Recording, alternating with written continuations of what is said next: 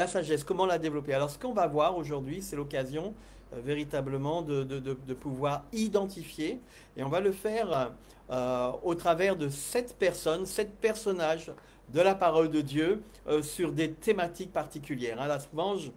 Souvent la louange, la sagesse est associée à un ensemble de valeurs qui vont contribuer à développer l'expression de la sagesse. Alors, vraiment, on va voir ensemble 7 valeurs clés hein, qui sont couramment reconnues hein, pour développer la sagesse. Donc, 7 éléments, on se dit, voilà, comment faire, Seigneur, oui, je manque de... Ça nous arrive à tous. Hein. On est là, on se dit, mais Seigneur, voilà, j'ai dit telle chose, j'ai fait telle chose, j'ai eu tel comportement, j'ai eu telle pensée. Oh Seigneur, souvenez-vous de l'expression qu'on a, l'expression populaire, qui nous dit de tourner 7 fois la langue dans sa bouche avant de parler, hein, que ça développe la sagesse. Donc c'est important pour nous de pouvoir entrer dans cette dimension-là. Et on va voir plusieurs éléments concernant justement la sagesse et plusieurs valeurs à développer. Comment développer cette sagesse? Eh bien, la première, en effet, c'est l'humilité. Tu manques de sagesse, eh bien, il est important de pouvoir développer l'humilité.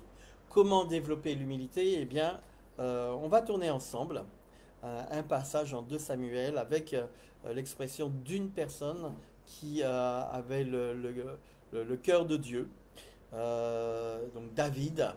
Et nous allons prendre ensemble 2 Samuel, le chapitre 11 et les versets 1 à 5. Donc je vous invite à tourner en 2 Samuel, chapitre 11. Voilà, j'essaye, je tourne là. 2 Samuel, chapitre 11, versets 1 à 5. Alors qu'est-ce qui nous est dit ici? Je prends... euh, aïe, ma Bible a l'air d'être un petit peu... voilà, 2 Samuel. Voyons ça ensemble. Et comme vous le voyez à l'écran, chapitre 11, versets 1 à 5. Voilà. Donc on se souvient un petit peu de la situation. C'est le siège de Rabat, hein, capitale des Ammonites. Parfois c'est vrai, on lit les choses comme ça, mais est-ce qu'on a vraiment conscience de l'aspect géographique, de l'aspect culturel hein? Et il nous est dit, donc verset 1er, l'année suivante, au temps où les rois se mettent en campagne. Voilà, il y avait une période, on le sait dans plusieurs cultures, il y avait des entrées, des sorties, on se souvient, ceux qui ont vu la série Vikings, hein, donc c'est traditionnel. Voilà, chaque année, on se met en campagne et David envoya Joab avec ses serviteurs et tout Israël pour porter la destruction chez les Ammonites, pour assiéger Rabat. Mais, le verset nous dit, mais David resta à Jérusalem. Ok. On dit, mais pourquoi? Normalement, tu es le chef de l'armée du Seigneur, et puis tu restes tranquillement chez toi. Et qu'est-ce que ça génère? Voilà. Là, c'est aussi un élément de sagesse. Verset 2, il est dit, un soir, David se leva de sa couche, et comme il se promenait sur le toit de la maison royale, du toit, il aperçut une femme qui se baignait et qui était très belle. Ok. Et qu'est-ce qui se passe? Verset 3, David envoya prendre des informations sur cette femme. On lui dit, c'est Bathsheba, fille d'Eliam, femme d'Uri le Hittite. Et David envoya des messagers pour la chercher. Elle revint vers lui et il coucha avec elle alors qu'elle se purifiait justement de son impureté. Elle retourna dans sa maison. Et le verset 5, on connaît, cette femme devint enceinte et envoya dire à David, je suis enceinte. Alors, qu'est-ce qui se passe? On connaît un petit peu la situation. Hein, David va dire, ouais, ouais, ouais, qu'est-ce que j'ai fait là? Bon, eh ben, c'est pas compliqué, puisque c'est comme ça, on va faire tuer son mari, et hop, l'histoire sera comme ça étouffée. Il essaye d'étouffer les choses. Et souvent, c'est vrai qu'il y a une relation à faire avec parfois nos situations, avec parfois même la situation politique dans notre pays. Regardez, il fut un temps, le gouvernement français était fatigué avec des militants écologistes. Hein, on se souvient du Rainbow Warrior, un bateau en New Zealand, Nouvelle-Zélande, qui a été coulé par deux commandos, les commandos Hubert et Fumako, et sous-mariniers, etc. Là, commandos sous-marins, enfin en plongée et autres. Et tout le monde savait, voilà, c'était évident, c'était la France. Mais il y a un homme qui a dit c'est immoral. Il n'avait pas besoin, il aurait pu laisser courir les choses, mais il a véritablement pris la tâche de l'humilité et de publiquement reconnaître la faute de la France. Alors on l'a critiqué, hein. C'était le Premier ministre de l'époque. On a dit ouais, tu nous humilies, etc. Fallait faire les fiers. Mais il n'avait pas besoin, il n'était pas obligé de demander pardon, mais il a, au nom de la France, demandé pardon pour l'action qui a été faite. Et c'est pas lui qui avait envoyé le commando, hein. Il y a eu une décision qui a été faite, mais c'est la situation. Donc, première chose pour développer la sagesse, en effet, c'est l'humilité. Alors, qu'est-ce qui s'est passé là? Eh bien, c'est le texte suivant qui nous parle au chapitre 12. 2 Samuel, chapitre 12. Et Dieu envoie Nathan. Hein, c'est dès le verset 1er, il est dit que l'Éternel envoya Nathan vers David. Hein. Et Nathan lui dit, voici, il y a une situation là. Hein, regarde, il y avait un homme, il avait juste une petite brebis. Et puis, ce qui s'est passé, c'est que quelqu'un est venu et il voulait offrir un festin. Et puis, il avait plein de brebis. Et au lieu de prendre ses propres brebis, il a pris la brebis de quelqu'un d'autre. Et David entend cette histoire-là, c'est une histoire imagée. Hein, et qu'est-ce qui se passe? Il se met en colère. Ah, la colère, faudrait en parler. La colère chez Moïse. Hein, on se souvient quand Dieu demande à Moïse de faire quelque chose auprès de Pharaon et que Pharaon endurcit son cœur, Moïse se met en colère. Il y avait quelque chose à régler là. On sait que c'est sous le coup de la colère qu'il a tué l'Égyptien, qu'il a dû fuir. Sur le coup de la colère, hein, son épouse même, Séphora, lui dit époux de sang. Hein, donc voilà, il est sanguin, colérique. Donc il y a quelque chose qui est là. Et pareil, chez David, il est dit que, mais il y a une différence, on va le voir, verset 5, la colère de David s'enflamma violemment contre cet homme. Il dit à Nathan, Chai Adonai, l'Éternel est vivant. C'est une formule hébraïque de l'époque. Hein. L'homme qui a fait cela mérite la mort. Une chose importante. Il rendra au quadruple la brebis pour avoir commis cette action et pour avoir agi sans ménagement. Et il dit, voici le verdict donné par Nathan au verset 7. Alors Nathan dit à David, tu es cet homme-là. Et ainsi parle l'Éternel, le Dieu d'Israël, c'est moi qui t'ai donné l'onction comme roi d'Israël, c'est moi qui t'ai délivré de la main de Saül, je t'ai donné la maison de ton Seigneur, j'ai placé dans ton sein les femmes de ton Seigneur, et je t'ai donné la maison d'Israël et de Juda. Et si c'était trop peu, j'y ajouterai encore. Pourquoi donc as-tu méprisé cela? Il y a ces versets bibliques et ces chants qui nous disent de compter les bienfaits de Dieu. Est-ce qu'on les met devant ses yeux? Est-ce qu'on dit merci Seigneur? Ou est-ce qu'on va toujours dire il me manque ça? Vous savez, il y a la petite histoire où on va donner une pomme à un enfant. Il va être content avec le cadeau qu'on va lui donner, la pomme qu'on lui a donnée. Maintenant, on lui donne 2 pommes, il y en a une qui tombe à terre, il va pleurer parce qu'il dit ah, j'ai plus qu'une seule pomme. Hein, mais considérons les bienfaits de Dieu. Ça, c'est un trait également qui nous permet de développer la sagesse. Il est dit, pourquoi donc as-tu méprisé la parole de l'Éternel en faisant ce qui est mal à ses yeux? Tu as frappé de l'épée Uri le Hittite, tu as pris sa femme pour en faire ta femme, et lui, tu l'as tué par les Ammonites. Maintenant, c'est le verset 10, le verdict. Maintenant, l'épée ne s'écartera jamais de ta maison, parce que tu as méprisé et parce que tu as pris la femme d'Uri, le Hittite, pour en faire ta femme. Ainsi par l'Éternel, je vais susciter le malheur contre toi au sein de ta famille. Je vais prendre sous tes yeux tes propres femmes et pour les donner à tes proches, qui couchera avec elles à la vue à la vue de ce soleil. Et verset 12, car tu as agi en secret, moi je ferai cela en face de tout Israël et à la face du soleil. C'est intéressant que tout au long, le, la vie de David a été inscrite au travers de cet agenda-là. Ce qui a été prononcé, en fait, c'est sa faute première d'avoir certains ont dit oui, mais j'ai juste fait ça. J'ai juste pris la femme de Uri, j'en ai fait ma femme et je l'ai fait tuer. Mais il y a eu quatre verdicts qui ont été, quatre éléments qui ont été posés dans ces verdicts. Il va t'arriver ça, ça, ça et ça sur la parole même de David. David lui-même a choisi sa punition. Et c'est intéressant qu'à la fin de ce livre de Samuel, qu'on trouve aussi en chronique, etc., on voit en fait le jugement de Dieu. On se souvient, le livre se termine par le recensement. Et le même vocabulaire qu'on trouve dans ce texte-là, l'histoire des brebis, de ceci, de cela, ça c'est ce qui a suivi tout au long, c'est ce qui a suivi la vie de David tout au long de son règne. Hein, on l'a vu, le prophète Nathan a prophétisé en disant voici, puisque tu as couché avec quelqu'un d'autre, et bien quelqu'un va coucher avec ta femme. Et c'est ce qui s'est passé au sein même de sa famille.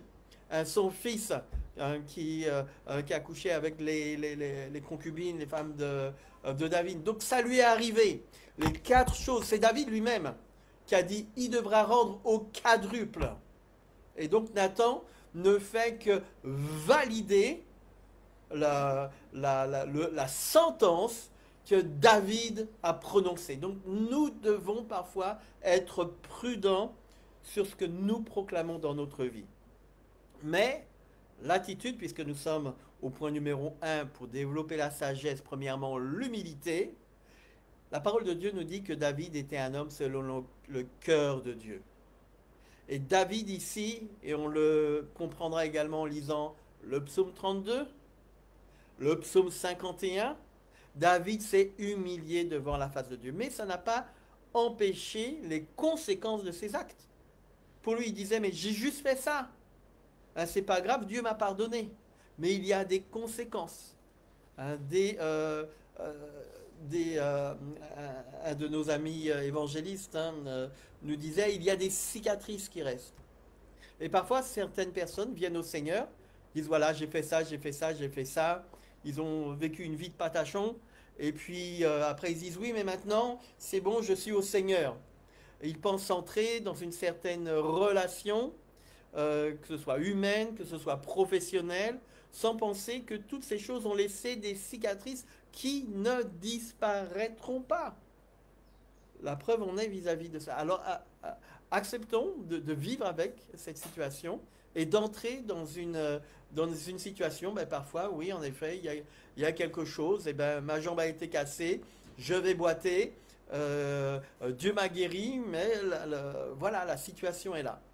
Donc c'est important pour nous l'humilité. David aurait pu se rebeller, mais il a manifesté de l'humilité dans sa relation avec le Seigneur.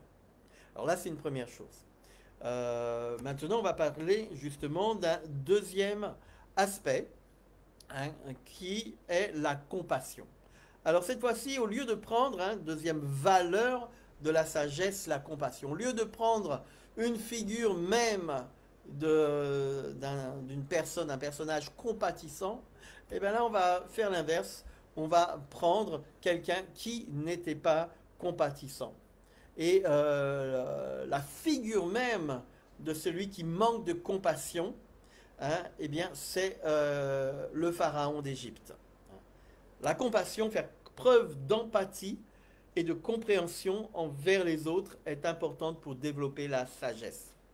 Et le personnage biblique qui est connu pour son manque de compassion, eh bien, en effet, c'est le pharaon d'Égypte, hein, qu'on pourra retrouver dans le livre de l'Exode.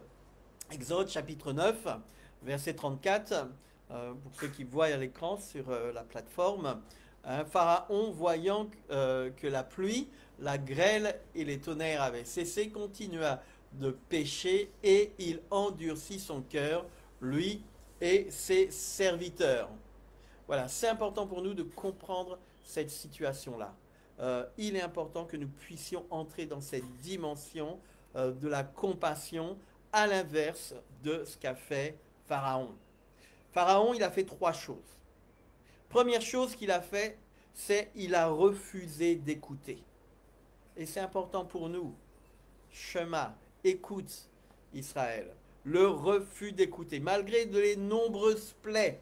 Il y a eu une plaie, il a dit bon, ok, on arrête avec ça. Et puis il a endurci son cœur. Et puis encore une autre fois, etc. Malgré les nombreuses plaies infligées à son pays, il refuse de libérer les Israélites de l'esclavage, montrant un cœur endurci et une absence de piété. Ça, c'est une première chose.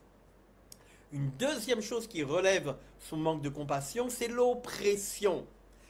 Il augmente la charge de travail des Israélites en exigeant qu'ils collectent leur propre paille pour fabriquer des briques, ce qui illustre son indifférence envers la souffrance.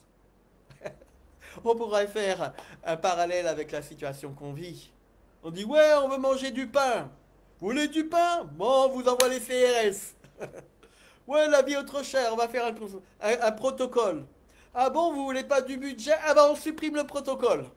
Et vous paierez plein prix. Et on voit cette situation-là où certains se disent, mais est-ce que le gars écoute? On parle de souffrance et les personnes parlent de réglementation à la suite. Donc il montre qu'il y a une incompréhension. Donc nous devons écouter. Et c'est important que les politiques puissent écouter la souffrance. On se souvient de l'expérience de Milgram. Je ne sais pas si vous avez entendu parler.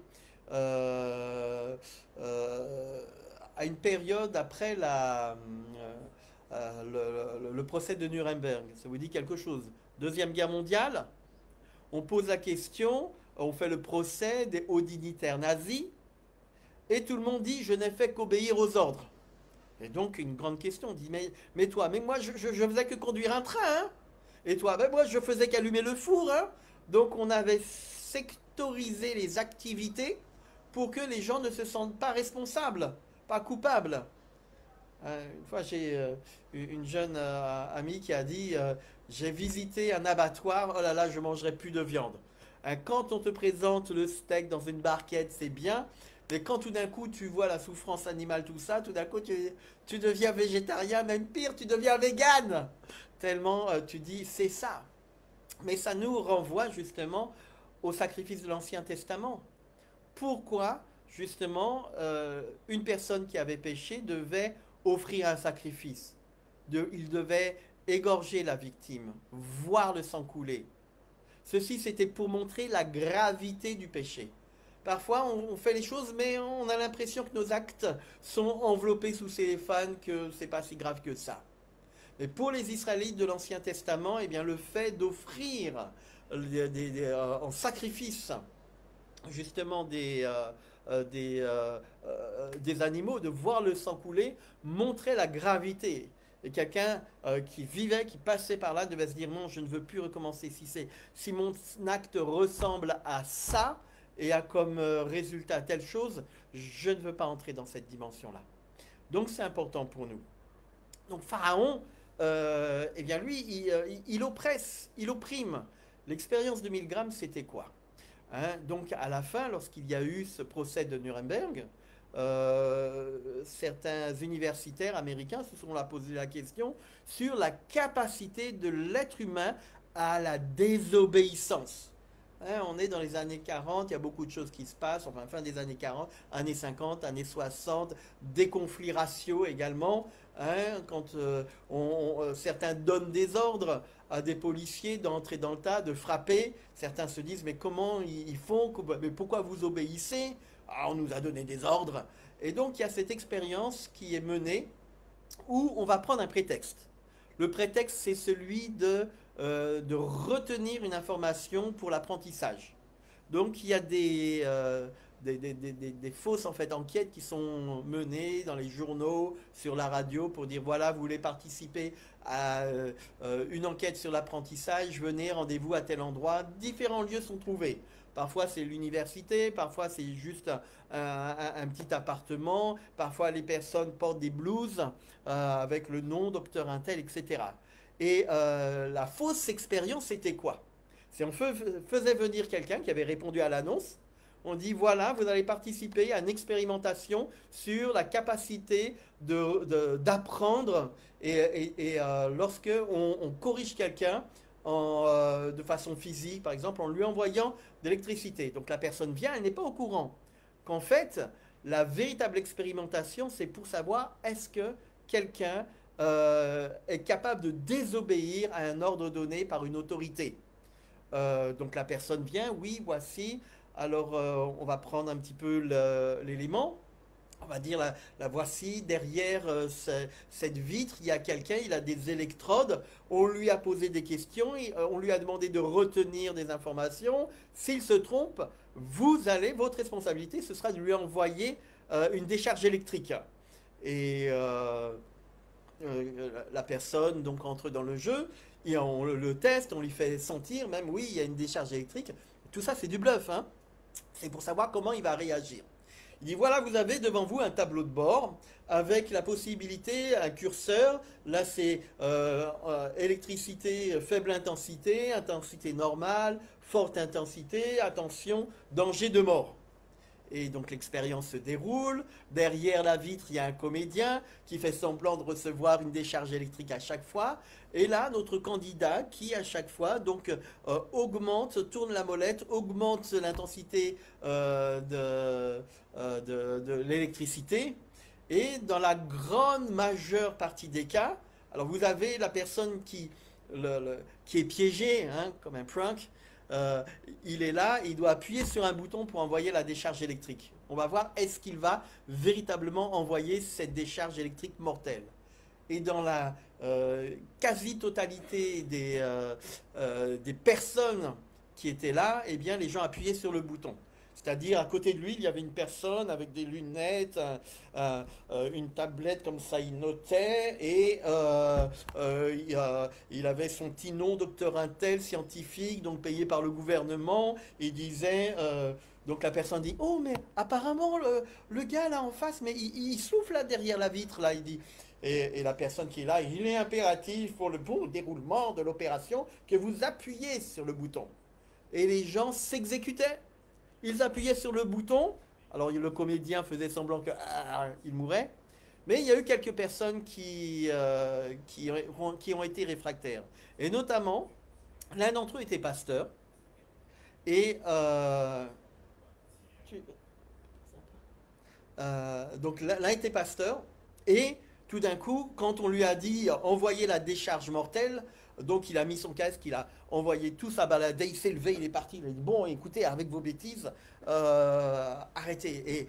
Et quelqu'un vient le récupérer. Il dit non monsieur, arrêtez. En fin de compte, non, tout ça c'était de la comédie, non, il ne souffre pas, tout ça, mais on aimerait vous poser une question. Qu'est-ce qui a fait que vous ayez désobéi à l'ordre qu'on vous avait donné d'envoyer l'électricité pour faire souffrir cette personne? Et le pasteur a répondu une chose très intéressante, il a dit je n'ai pas désobéi, mais j'ai écouté la souffrance de la personne qui était de l'autre côté de la vitre. Et lui, il est devenu l'autorité pour moi.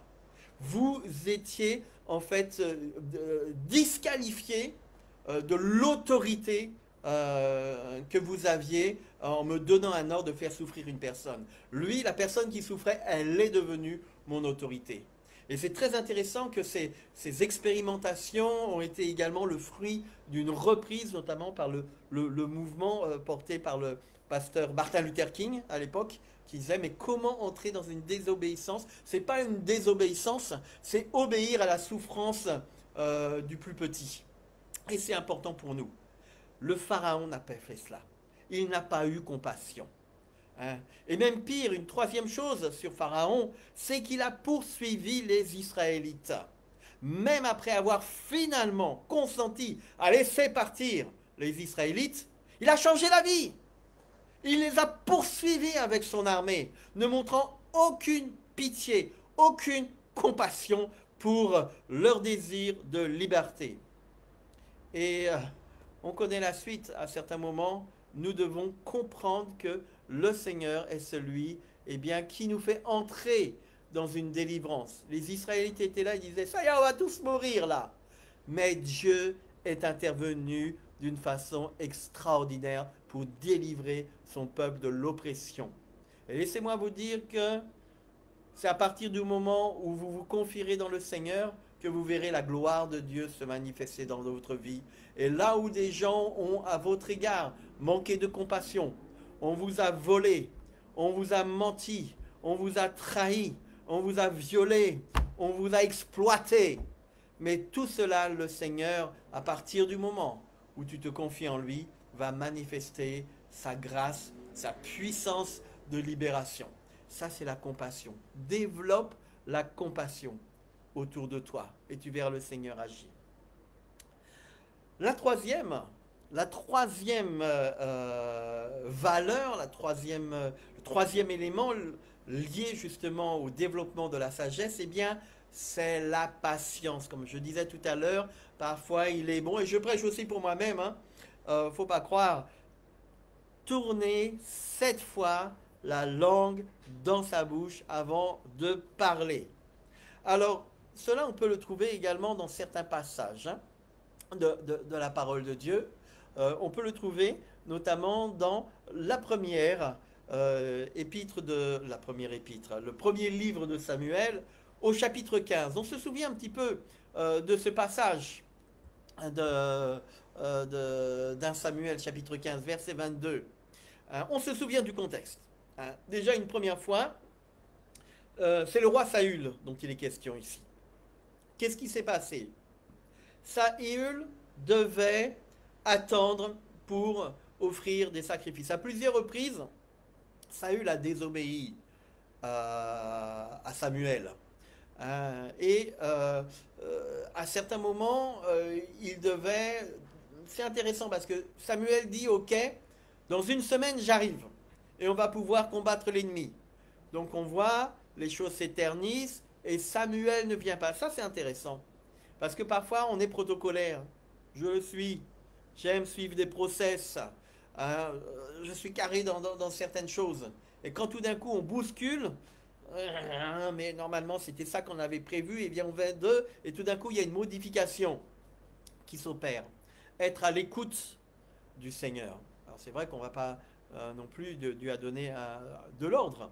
Donc c'est important qu'on puisse comprendre l'ordre qui est donné, mais être également, tous ces éléments sont à mettre en relation les uns avec les autres. La patience est à mettre aussi en relation avec la compassion. Je ne sais pas si vous vous souvenez du film, joué avec c'était Jim Carrey, donc Bruce Tout-Puissant. Très intéressant ce film, où en fait il y a un acteur qui incarne le rôle de Dieu et qui donne un pouvoir à un petit gars qui s'appelle Bruce, donc Bruce Tout-Puissant, et il veut lui faire comprendre quelque chose. Et il y a une parole dans ce film qui est très intéressante. Il dit, je résume souvent cela dans mes prédications en disant bien souvent qu'un miracle ne s'accomplit jamais comme par magie. Ou plus, un miracle ne s'accomplit jamais comme par miracle.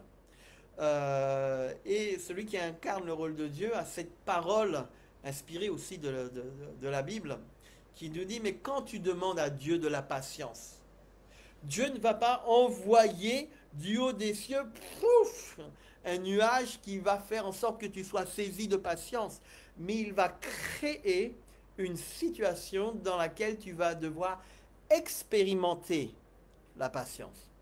Et ça, c'est à mettre en relation justement, c'est là l'intérêt de l'étude biblique. Dès le début de la Genèse, lorsque Dieu crée le ciel et la terre, il ne crée pas des arbres, pouf, avec leurs semences, tout ça. Mais il va, avec les fruits déjà faits, mais il va créer par exemple des semences. Il aurait pu créer des fruits déjà faits, oui, certes, mais il crée également des semences qui vont être au bénéfice de l'action du vent, de la pluie, du soleil, des saisons pour germer. alors que Dieu aurait pu créer les choses toutes faites. Et cela également, Dieu ne fait pas ça simplement pour la végétation que l'on voit autour de nous, mais il le fait aussi pour nous, afin que nous soyons aussi en apprentissage, que les choses ne soient pas toutes faites pour nous, mais que nous puissions entrer dans un processus d'acquisition de la mentalité de Dieu. Donc quand tu demandes de la patience, Dieu va créer une situation afin que tu puisses croître dans la dimension de développement de la patience. Et c'est ce que Dieu voulait faire avec Saül. Et Saül a échoué à l'examen. Un premier examen où tout d'un coup les gens commençaient à partir. Et c'est pas sans rapport avec des épisodes qu'on avait vus au préalable, notamment avec Gédéon. Gédéon qui avait une armée de 32 000 personnes. Et Dieu lui dit non, non, non, non, non. Tous ceux qui veulent partir, là, partez, on veut que des personnes motivées. Et il n'y en a plus que 10 000. Et à la fin, il n'y en a plus que 300, les 300 guerriers de Gédéon. Et c'est là où nous avons cette parole du Seigneur au travers de la parole de Dieu qui nous dit que Dieu est capable de délivrer avec un petit nombre. Et ce sont ces 300 qui ont remporté la victoire pour Israël au nom de Dieu. Et là, nous devons comprendre aussi une chose. Samuel dit qu'il va arriver, mais il n'arrive pas. Il y a un plan derrière ça. Et parfois, dans ta vie, il y a des circonstances. On te dit, tu vas recevoir ton salaire à telle date. Et tout d'un coup, il n'arrive pas à telle date. Tu es là. Qu'est-ce que tu vas faire? Est-ce que tu vas paniquer? Ouais, comment je vais faire? On m'avait promis ceci, on m'avait donné cela, mais comment? C'est compliqué. Hein? Ou est-ce que tu vas mettre, est-ce que c'est l'occasion pour toi de mettre ta foi en action, d'activer ta foi en un Dieu qui dit qu'il prendra soin de nous, que les oiseaux du ciel sont revêtus de gloire et de prestige. Même Salomon n'avait pas été revêtu d'une telle parure qu'il nourrit les oiseaux du ciel, les lys des champs, etc. Mais donc Dieu n'est-il pas capable de prendre soin de nous? Et parfois, vous et moi, nous nous inquiétons. Quand on voit qu'il y a quelque chose qui ne marche pas, quand ta voiture tombe en panne, quand tu as telle et telle chose, quand tu as mal, est-ce que Dieu est digne de louange seulement quand tu vas bien? Quand on loue le Seigneur. Est-ce qu'on loue le Seigneur? Ah, aujourd'hui je suis en forme, je vais louer le Seigneur.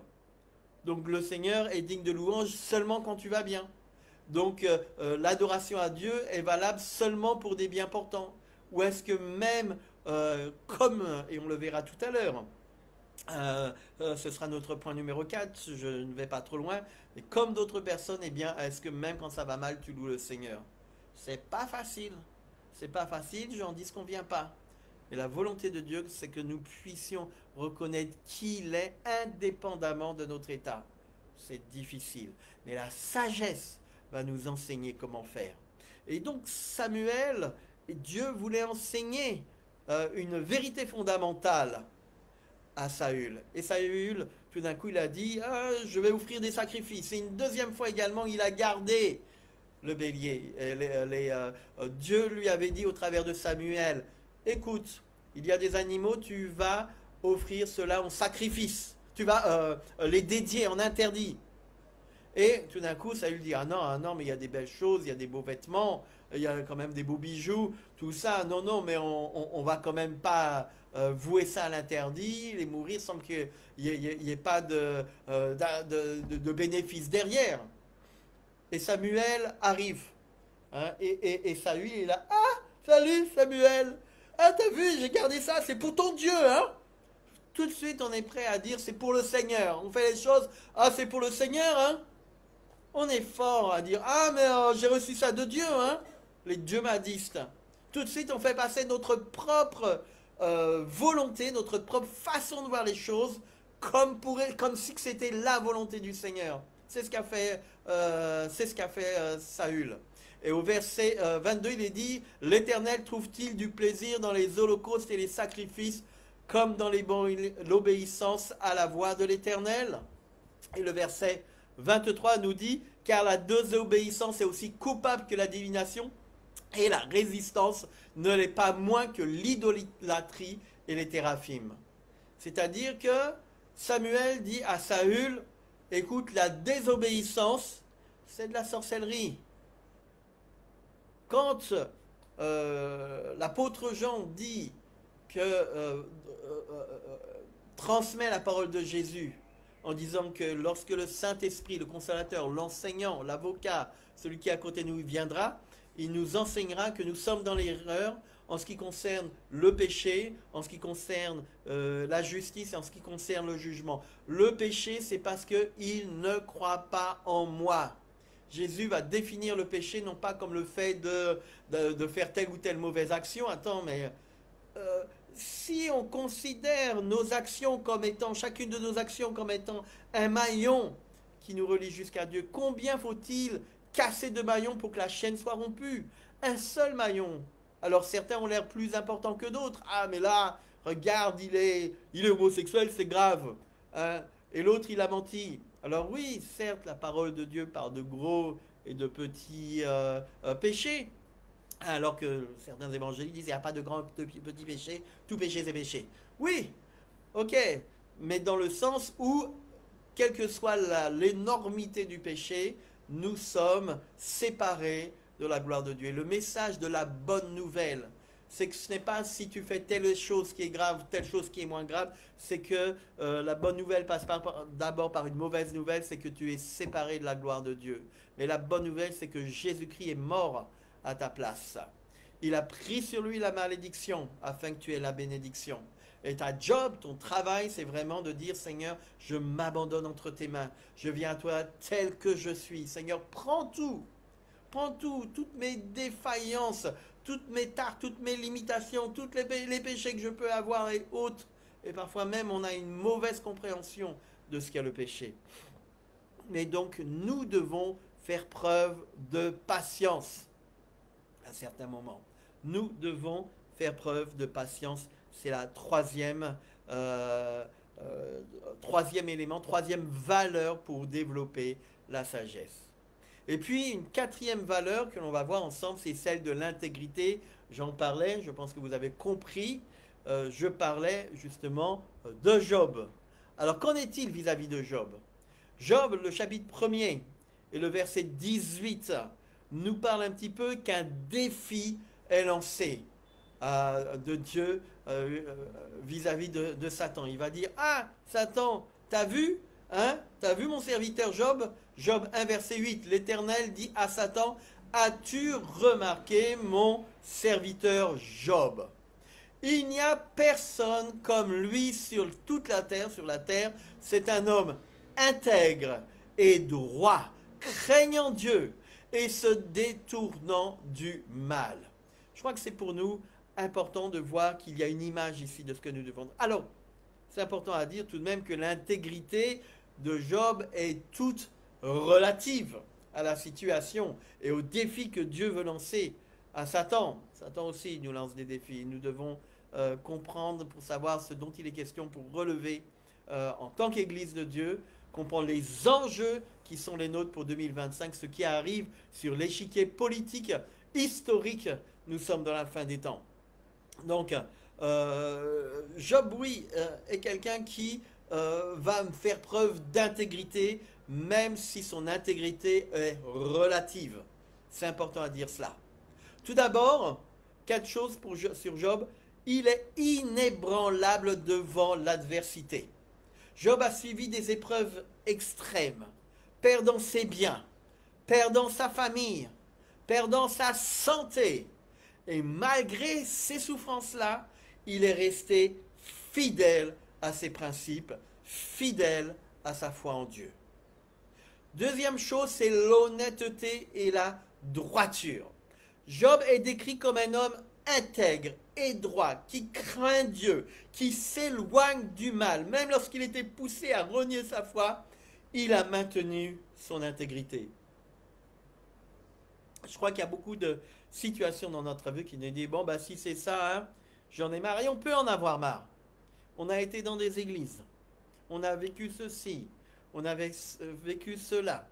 Ouais, mais je suis enseignant. Bien souvent, enseignant de la parole, à certains moments, lorsque je vois certaines assemblées avec des responsables qui euh, vont pas parfois avoir une connaissance basique de la parole de Dieu, faisant des erreurs, ça fait mal. On peut dire, mais je suis fatigué avec ces gens-là et autres, mais de dire, mais comment continuer à exhorter avec amour, faire preuve de patience, faire preuve d'intégrité, faire preuve de compassion, faire preuve d'humanité.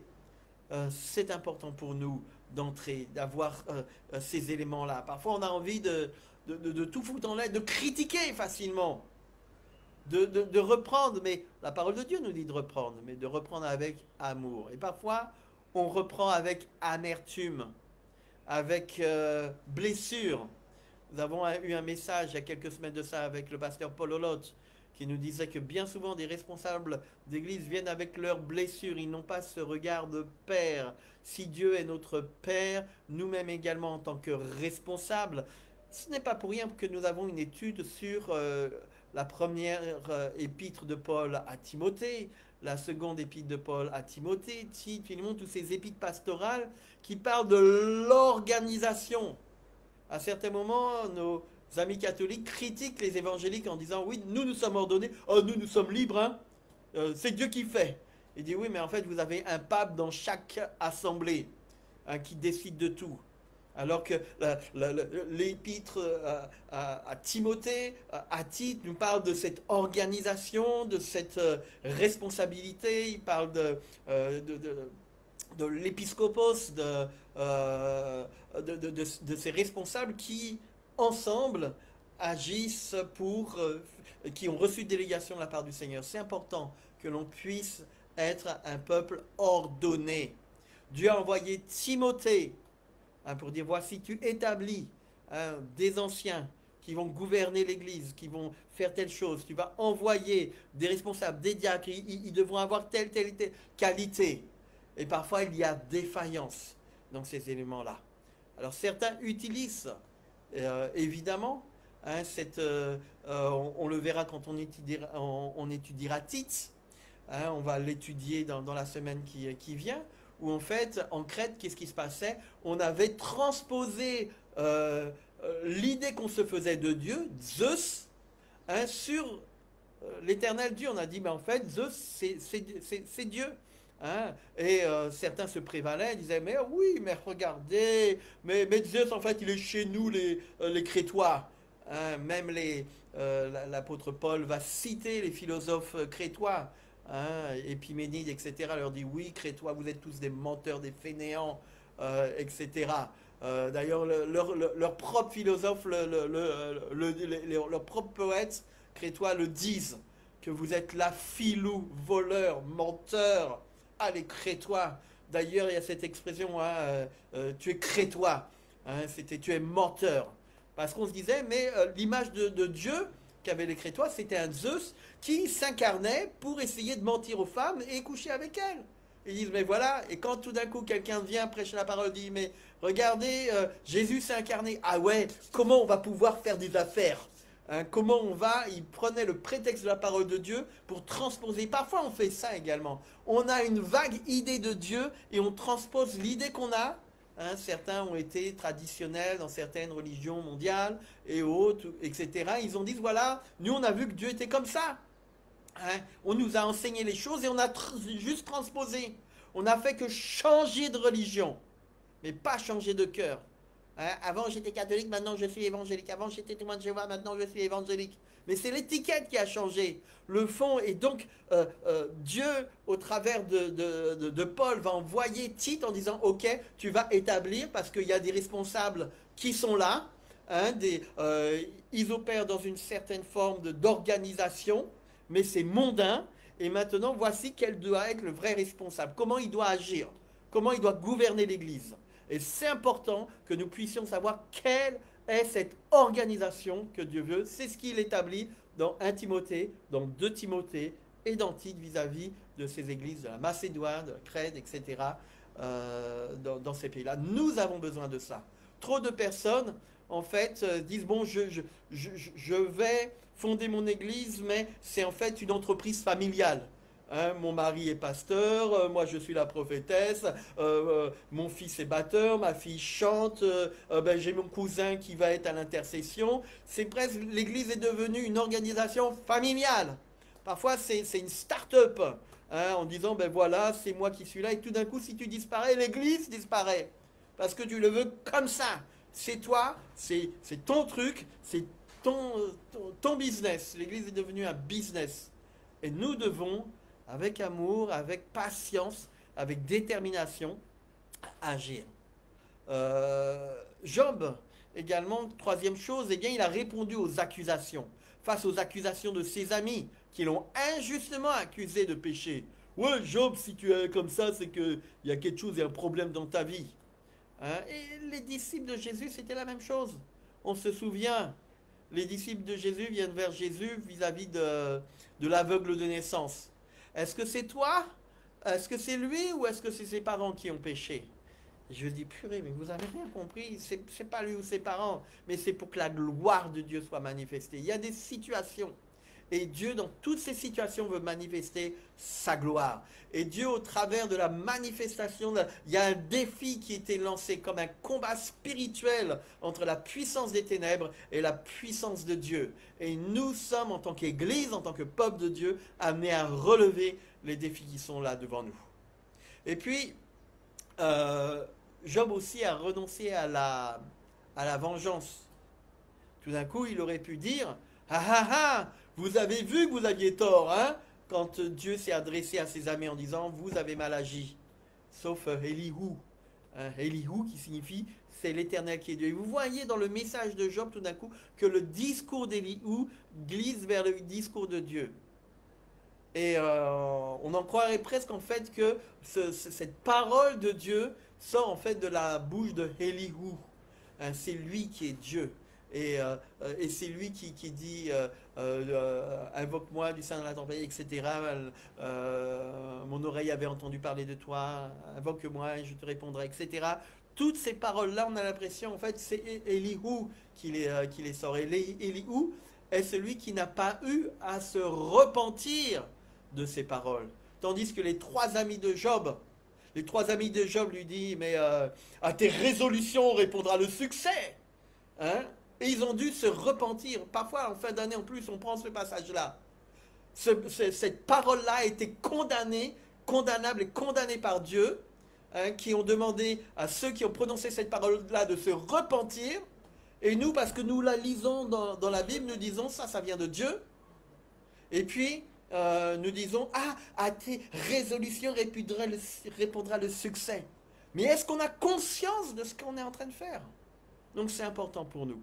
Mais Job a refusé de se venger. Apprenons également à ne pas nous venger. Parfois nous avons vécu, peut-être en tant que serviteurs, servantes du Seigneur, des choses difficiles.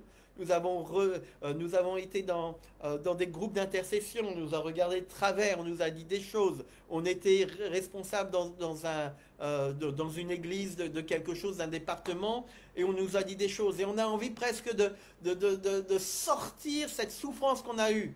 Ouais, dans telle église, là, ils m'ont dit telle et telle chose, ces gens-là. Hein, ouais, telle église, tel responsable,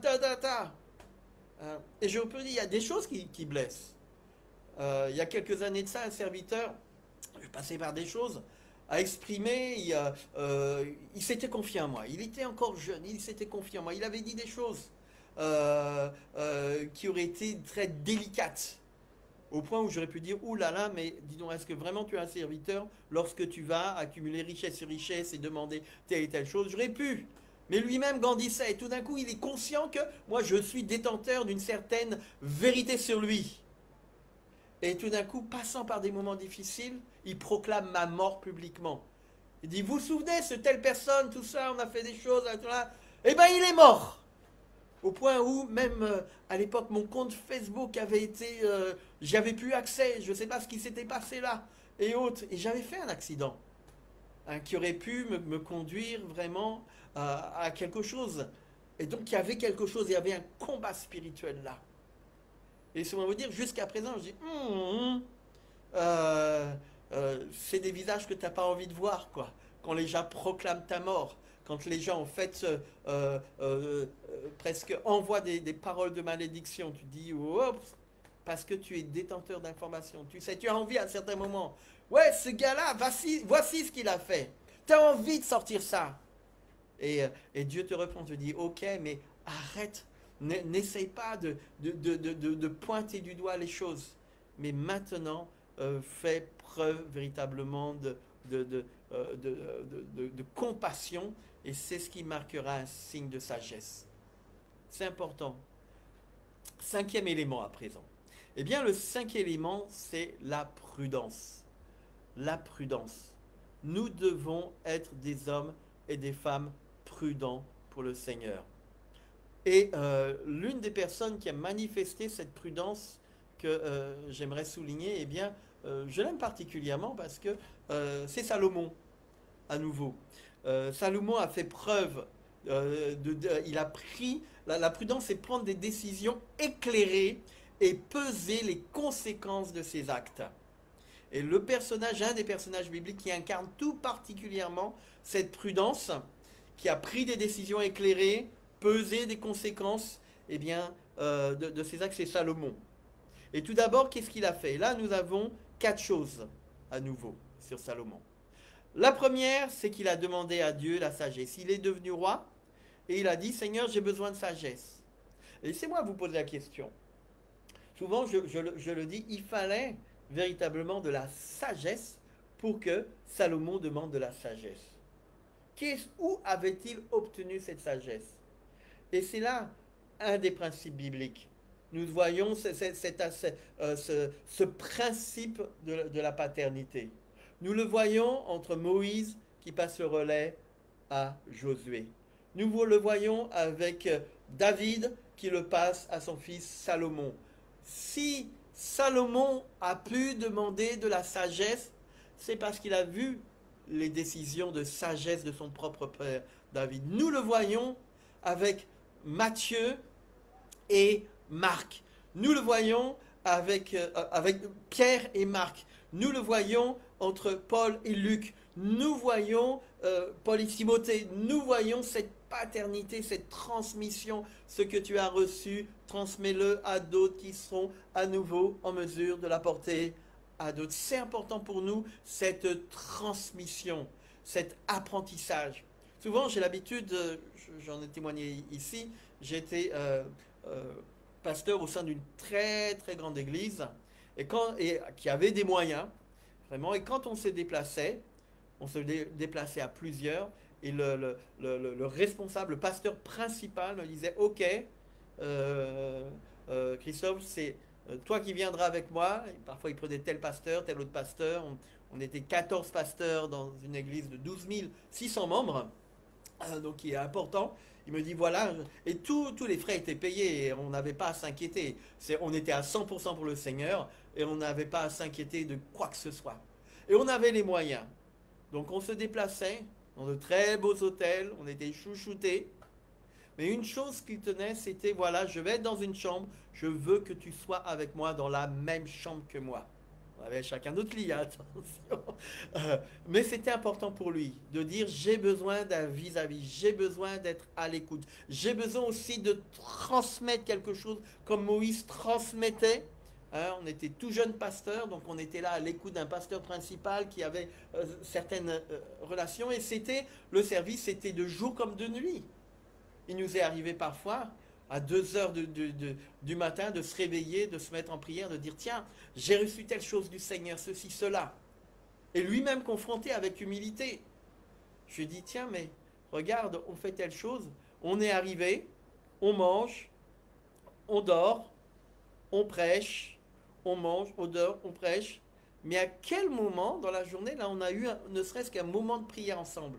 Et tout d'un coup, je vois ce pasteur mondialement connu, son visage se dit, mais c'est vrai, quand je vais en Afrique, on est là, on prie, on passe du temps, tout ça, mais là, dans ces pays occidentaux où tout va bien, l'église est grande, on fait une petite réunion là dans un pays, il y a 5000 personnes qui sont réunies, on est aux petits soins, et comme tout va bien, que la dîme roule, qu'on n'a aucun besoin, on pense même pas à prier. Il dit, c'est vrai, il faudrait qu'on ait. Mais on a vécu des choses extraordinaires avec des jeunes qui étaient là, qui sont entrés dans le ministère, jusqu'à présent sont dans le ministère, dans le nord de l'Europe. Que Dieu soit béni. Nous devons agir avec prudence. Demander la sagesse de Dieu comme Salomon a demandé à Dieu la sagesse. Non seulement Dieu lui a donné la sagesse, mais il lui a aussi donné la richesse. Et c'est la même chose lorsque Jésus nous dit, cherchez d'abord le royaume de Dieu, et toutes choses vous seront données par-dessus tout. Certains cherchent le royaume de Dieu, vont à l'église pour avoir toutes ces choses.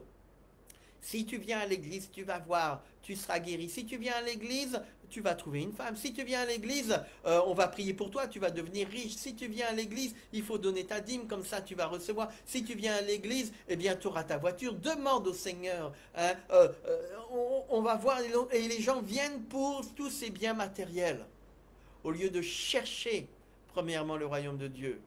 C'est comme ces choses. Il y a eu le message d'un ancien président de la République française qui dit ces choses très importantes. On lui dit, mais monsieur le président, on l'appelle toujours président, il est plus président, mais on ne vous voit pas sur les réseaux. Hein, vous donnez très rarement des interviews. Il va dire, si j'ai quelque chose à dire, je le dis. Si j'ai rien à dire, mais pourquoi ajouter des messages vides? Ce n'est pas le réseau qui fait le message, c'est le message qui fait le réseau. Laissez-moi vous dire, souvent, on est là, les gens cherchent, oui, il faut aller sur telle plateforme, sur TikTok, sur YouTube, sur Facebook, sur Instagram, sur Snapchat, tout ça, il faut avoir, mais les messages sont vides. Et tu dis, mais qu'est-ce qu'il dit ce gars-là? En fait, il est tout partout, mais c'est creux. Tandis que si tu as un message percutant, hein, j'ai été contacté par quelqu'un qui m'a dit, écoute, je ne connais pas du tout, j'ai suivi tes émissions. La dernière fois, j'étais dans un milieu professionnel et le responsable d'un grand centre vient me voir, me dit, écoute, tous les dimanches là, je suis tes messages. En différent, franchement, pasteur, il ne savait même pas que j'étais pasteur. Il dit, franchement, pasteur, continue, parce que je suis béni avec ce que tu fais. Il m'appelle pasteur alors que je suis dans un cadre professionnel. Mais il sait tout d'un coup. Et tout d'un coup, il dit, je suis ce que tu fais. Je dis, ah bon, mais moi, je regarde, je ne vois pas le nombre de vues, tout ça. Ah bon? Et puis après, tu dis, ah ouais, quand même, il y a eu tant de personnes qui, waouh, ok, d'accord. Donc c'est important pour nous. Ce n'est pas le réseau social qui fait le message, c'est le message qui va faire que tout d'un coup, ça va être diffusé, rediffusé et autres. Donc concentre-nous. Mon ami Thierry me disait tout à l'heure, concentre-toi sur le message. Et c'est ce que l'on fait. On se concentre. Donc, Salomon a eu cette prudence en 4 choses. Il a demandé à Dieu la sagesse. Il a eu le jugement qui a été célèbre, hein, les 2 femmes prostituées. On se demandait, mais d'ailleurs, qu'est-ce que fait des femmes prostituées dans le pays d'Israël là? Mais il a été sage en disant pas, oui, ou regardez, vous faites telle et telle chose, c'est pas bien. Hein, non, il a répondu à plusieurs choses. Il a su administrer le royaume en mettant, voilà, comment gouverner le pays, en mettant telle et telle personne à telle chose, refaire les rues, mettre des digues, à Jérusalem, il y avait des égouts, il y avait des évacuations de déchets, etc. Toute une organisation voulue par le Seigneur. Et puis, il a contribué également à la construction du temple tel que son père aussi l'avait préparé. La sagesse et la prudence de Salomon sont mises en évidence tout au long de son règne. Maintenant, il y a un 6e, on arrive bientôt à la fin. Une 6e qualité, une 6e vertu que nous devons développer pour acquérir la sagesse.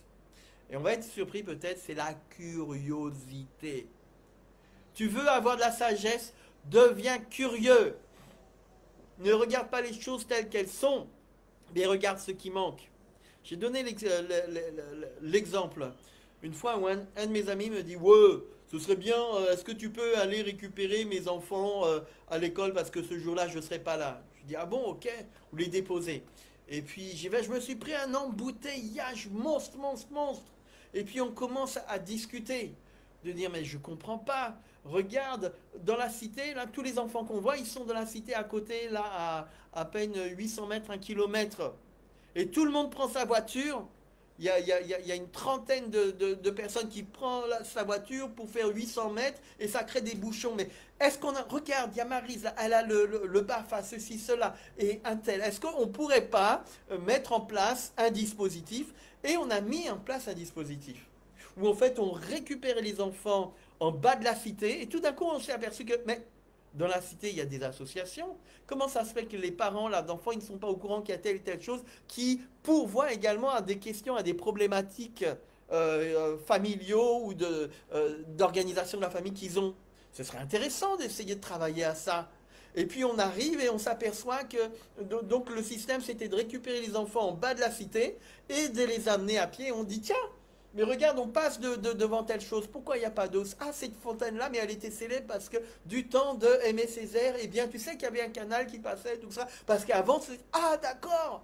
Donc les enfants commencent à s'intéresser à telle et telle chose. On passe le canal. Ah, tu sais qu'avant, il n'y avait pas de toilette, mais les gens faisaient caca dans des sacs et hop, pour balancer ça dans le canal. Ah bon? Et maintenant, on regarde l'assainissement qui a eu lieu.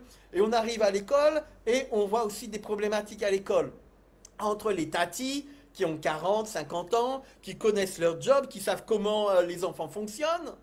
Et à côté de ça, les petites jeunes qui viennent passer leur licence ou master en sciences de l'éducation, qui ont à peine 24-25 ans et qui savent très bien, et qui vont critiquer, ah les tatis, hein, les vieilles là, vous avez une éducation qui n'est pas, et les tatis de leur côté qui disent, mais ces jeunes femmes-là, elles n'ont pas eu d'enfants, elles pensent simplement à dépenser leur salaire, à faire la fête, à boire de l'alcool, tout ça, mais elles n'ont pas vu qu'il y a une éducation à faire sur les enfants. Donc il y a un conflit.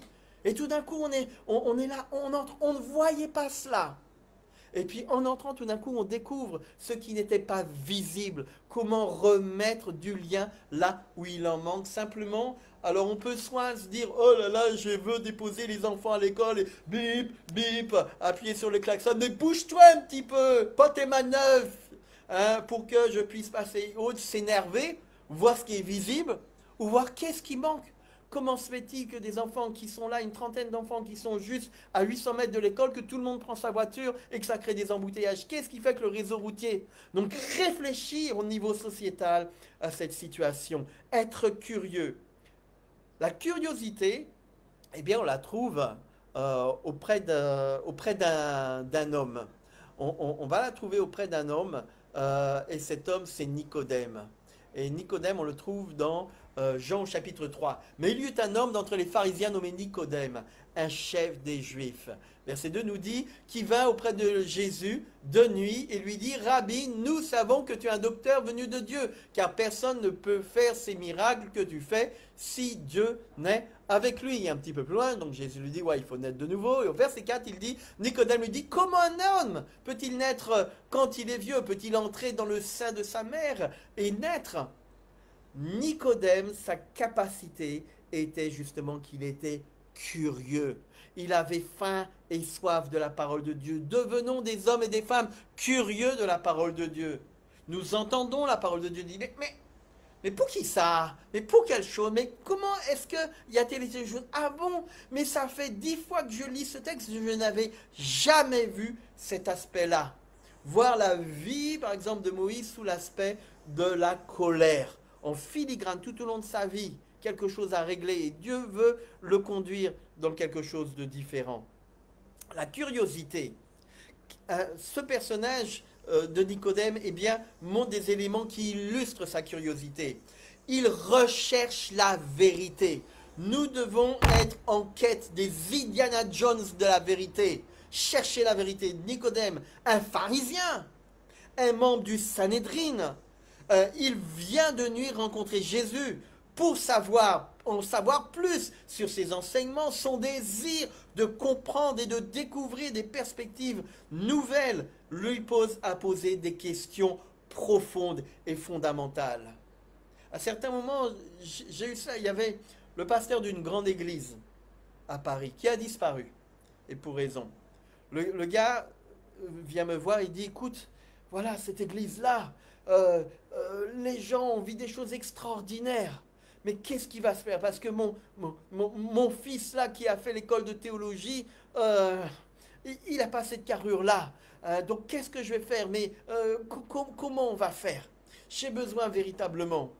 Et avec notre pasteur qui venait de Londres, on a fait une grande réunion pastorale et tout d'un coup, il a dit, mais voilà. Et ce pasteur de Londres lui dit, mais l'église que tu vois là, elle n'est pas née du jour au lendemain. Elle existe depuis 1800 et quelques, et elle est passée à certains moments, elle s'est vidée, elle s'est remplie à nouveau, elle s'est vidée, elle est repassée et autres, elle est devenue ce qu'elle est. Mais ça a pris plus de 40 ans. Donc, ce pasteur donc était désolé parce qu'il se dit, je sais ce qui va se passer. C'est que je ne suis pas parvenu à mettre en place une équipe et quand je vais mourir, il n'y aura plus cette suite-là. J'ai manqué de cette vision que tu as eue en disant, voilà, après moi, c'est pas mon ministère, mais c'est le ministère de l'Église. Et après moi, quelque chose d'autre va se faire. Et comme dit, comme fait. Cette église-là, après, le fils a dit, oui, écoutez, les locaux vont disparaître, mais comme nous avons nos amis catholiques, nous allons pouvoir faire nos réunions évangéliques dans le sous-sol de l'église, et au bout de quelques années, l'église a disparu. Elle a été dissoute. C'était le fer de lance du mouvement évangélique dans les années 80, avec groupe de louanges, avec vraiment des moments puissants dans la délivrance, puissants dans la parole de Dieu. Cette église a disparu. Il est important pour nous que nous puissions comprendre la volonté du Seigneur. Donc, nous voyons cette curiosité chez Nicodème, cette conversation qu'il a eue avec Jésus, cette évolution personnelle. Je vois que le temps avance très très vite. Le septième élément, c'est celui de la réflexion. La réflexion, eh bien, nous la voyons également dans le Nouveau Testament avec certains personnages. Et nous la voyons également avec l'Ecclésiaste. À nouveau Salomon, l'Ecclésiaste qui réfléchit sur la vanité, vanité des vanités, tout est vanité. Le livre de l'Ecclésiaste attribué à Salomon explore la nature éphémère de la vie et des efforts humains, pousse à réfléchir sur le sens de la vie. C'est aussi la recherche de la sagesse. L'auteur examine les différentes facettes de la vie, de la richesse, au travail, en passant par le plaisir et la sagesse. Et puis la leçon principale que nous donne ce livre de l'Ecclésiaste, c'est que ce livre conclut en soulignant que la crainte de Dieu, c'est, et obéir à ses commandements, c'est le but ultime de la vie humaine. La crainte de Dieu, c'est le début de la sagesse. J'aurais pu encore dire pas mal de petites choses, mais on aura tout au long des émissions qui vont suivre de ce programme l'occasion d'entrer dans cette dimension-là. Soyez bénis, que le Seigneur vraiment nous inspire au travers de ces 7 secrets liés à la sagesse et que nous puissions développer la sagesse de Dieu et être bénis ensemble. Que le nom du Seigneur soit béni. Je redonne la place à Thierry, ministère Thierry. Que le Seigneur soit béni. Amen.